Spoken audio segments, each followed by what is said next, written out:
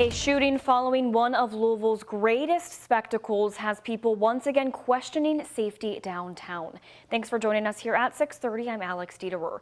The shooting happened just as thousands were leaving thunder over Louisville last night. WHAS11's Connor Steffen and photojournalist Aspen Hester revisited the scene to gauge public sentiments towards downtown.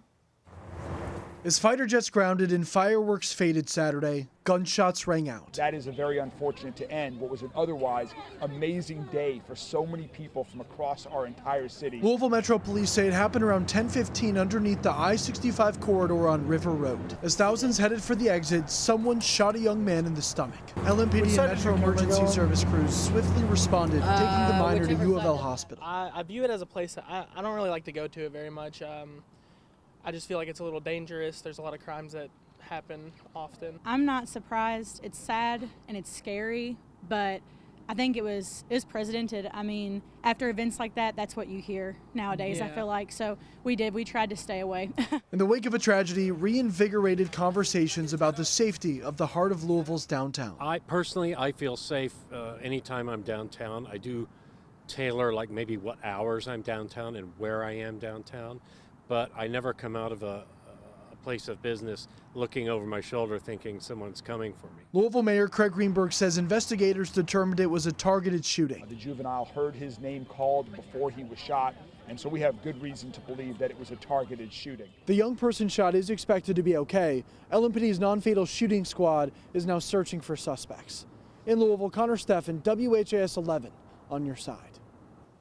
As LMPD looks for suspects, it's asking the public for help. If you or anyone you know has information useful to police's investigation, you're asked to call the anonymous tip line you see right here on your screen. That's 574-LMPD. You can also use the online portal.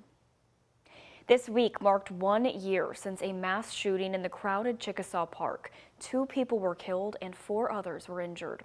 Just like the shooting last night, police say hundreds of people were gathered in the park a year ago when shots rang out. Yet still no answers into what happened that night. LMPD still needs witnesses to come forward with any information. Our investigators did not forget families and faces those who were shot and killed. They are working tirelessly to build cases.